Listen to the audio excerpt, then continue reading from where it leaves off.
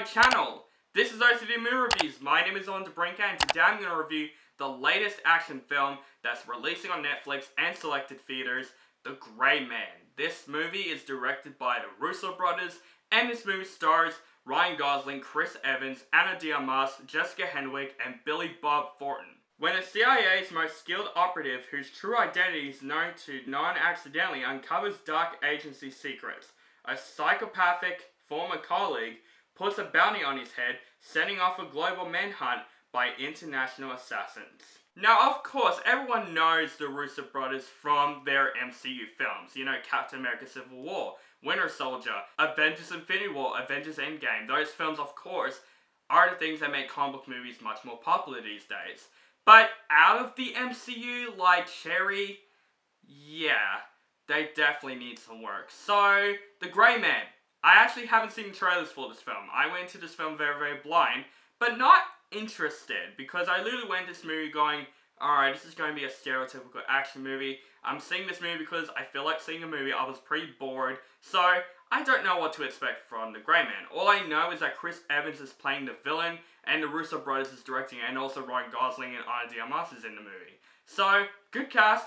Let's see how this film goes. And guys, I gotta say, this movie actually really surprised me. What I got from The Gray Man is that this movie is a fun action film that is pretty safe, but knows exactly what it is. And I gotta say, this is actually a massive improvement from the Russo brothers doing films out of the MCU. This is definitely one of their better ones. Absolutely better than Cherry, because that movie was a piece of shit. So, I'm impressed with The Gray Man for what it is. Ryan Gosling, I think he does a great job in this film. I think he's very convincing as an action star. I liked him in Blade Runner 2049.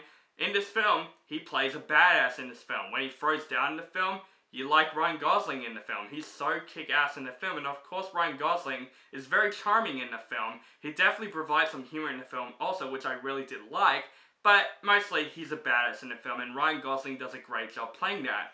But to my surprise, Chris Evans as the villain of this film. Man, he looks like he had a total blast making this movie. Like, he looks like he had so much fun playing this character. He's a very over-the-top villain, but he's over the top in a way that it works. And I think Chris Evans plays that role very, very well. And I think the combinery with Ryan Gosling and Chris Evans was really well done in this film. You want these two to basically battle out against each other, and it did itself well. And I think Gosling and Evans have a good chemistry in this film. Ana de Armas is also really great in this film. I think she does a great job in the film because she improved after the performance in Deepwater, which I'll say that in my late reviews, like I'll save that review from then. But I really did like her in the film. This film, she definitely improved. She's also a badass in this film. And once again, she returns with Ryan Gosling after Blade Runner 2049, and they still have a great chemistry in this film. Even some supporting cast like Billy Bob Thornton, I think he does a good job in this film. Also, this little girl in the film that I'm not going to spoil, but this little girl is actually really good in this film. And she has a great chemistry with Ryan Gosling in the film. She definitely reminds me of the girl from The Nice Guys that also have Gosling. This little girl is like a smartass that's in this movie. And I thought she does a great job in the film. Like, definitely these reviews have great child acting from The Black Phone and The Gray Man. But I would say one of the things that actually stood out in The Gray Man is actually the action scenes. Most of the action scenes have been filmed very, very well. The action scenes are just a lot of fun in this film. A lot of cool ass kicking in this film. There is a really cool scene that involves with a tram that I think is filmed very, very well. And I was surprised. Like, the cinematography of this film for the most part is really well done. And that action scene with the tram is one of my favorite action scenes so far this year. It's such a fun freaking scene. And I would say the action scenes really kick ass in this film. The story of this film, it's pretty safe. It's something that we've seen many times before. It's not trying to be a masterpiece or anything. It's trying to be one of those films where you're like, if you're bored and you want to see just a fun action film, The Gray Man will definitely do that for you. There's nothing too special about this film, even though the cast is pretty big for this film. And I heard this is the most expensive Netflix film that's ever made in a while, which is very impressive. But the story of this film is something very, very safe. And that's probably my flaw with the film. There's nothing original to The Gray Man. It's just something we've seen many times before, but it plays it safe, you know? Like, the story was fine enough. You know, you go through the story, it's nothing special, but it's not a story where I'm like, oh, it's so annoying because it's cliche. You still enjoy the story. It's pretty safe if you want to see just a fun, generic action film.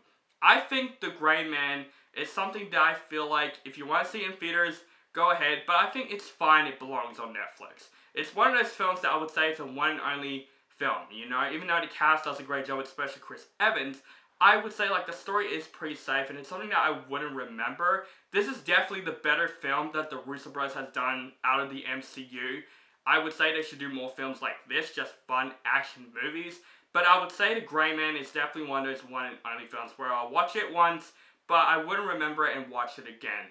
But guys, overall, I still enjoyed The Grey Man. I wasn't expecting great things coming out of this film, but I would say this film is good. I think the cast does a great job in the film. The action scenes are a lot of fun in the film. If you want to see just a fun action movie, I think The Grey Man will do that for you. It's a very safe action film that has a safe premise, but I'll say it is pretty effective for the most part, especially when it comes to the action scenes and the cast, the characters. They all did a great job, but the story is pretty safe and generic, and it's definitely a one and only movie for me, so I am going to give The Grey Man a B. So guys, that is my review for The Grey Man. Let me know what you think of this film in the comments below. Do you like the movie, hate the movie, or you thought it's okay? Let me know in the comments below. And make sure you guys follow me on social media links down below. Facebook, Stardust, Instagram, Twitter, and Letterboxd. Keep contact with me. That is my review for The Grey Man. Thank you guys so much for watching. Make sure you guys subscribe to my channel and click the notification button to notify for more movie reviews and other movie related content. And have a nice day.